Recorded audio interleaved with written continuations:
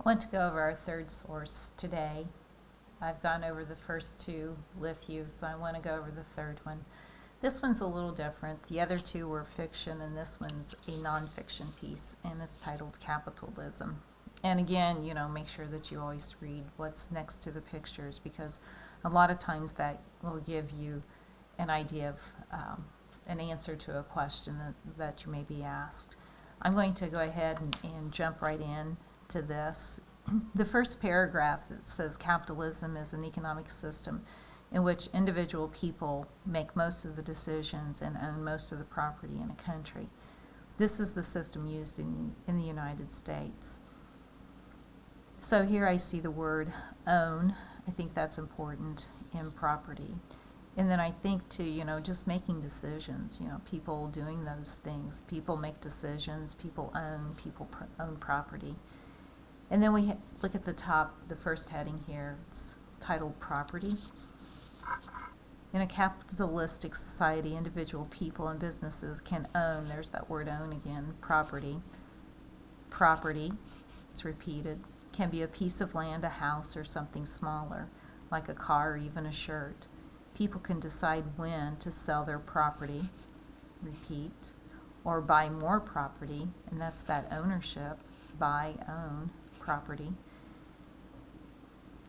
They are free to buy or sell without asking for permission from the government. So again, buying and selling, that's that ownership.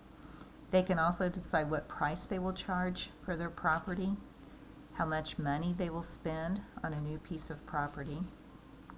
A big system of people buying and selling property is called a market.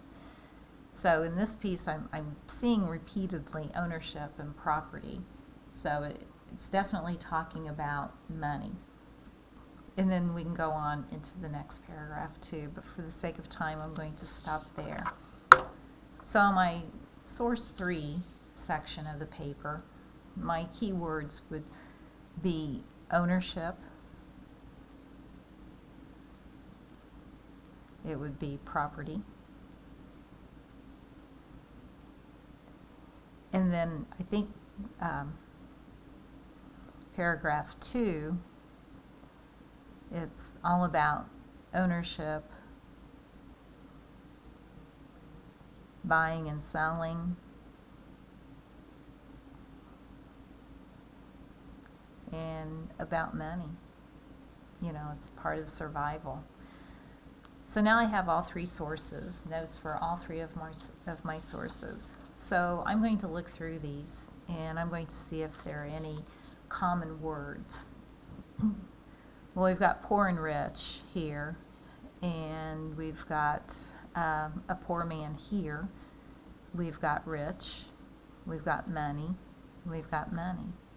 So that's a common word. So the words money would be a repeated word that I would add. Poor, rich. And then I've got the word honest here.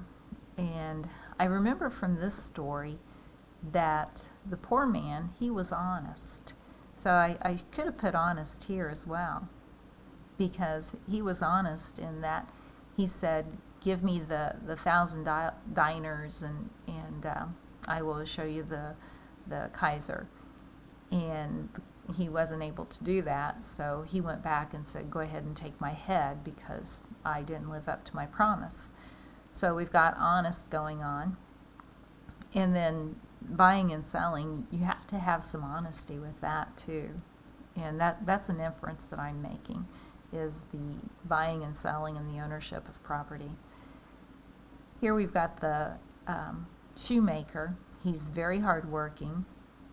And we've got the poor man, and he was hardworking too. He just had a large family. And after he got his diners, he continued to work. So that proves that he was a hard worker because he was able to prosper from those. So hardworking, and then we've got this poor man again. And then over here, if you're not a hard worker, then you won't be able to own anything at all. So you have to be a hard worker to own your property and to be able to take care of it. So down here I'm going to put honest and hardworking.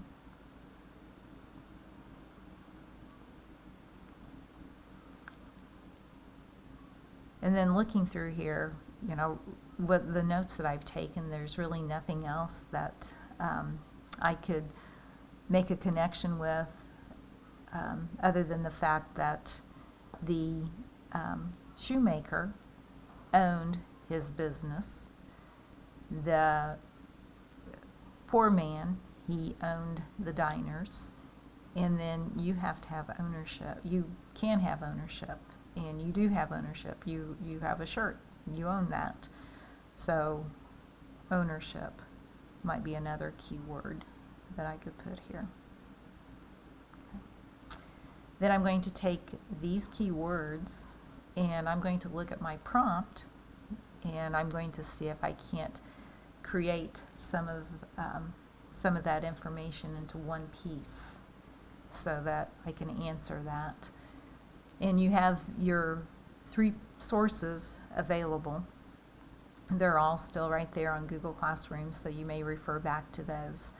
But then you need to look at the prompt that has been posted on this slide so that you can use this information that you have, not my information, but your information to help you answer that question. Feel free to send me an email or a private comment on Google Classroom if you need any help.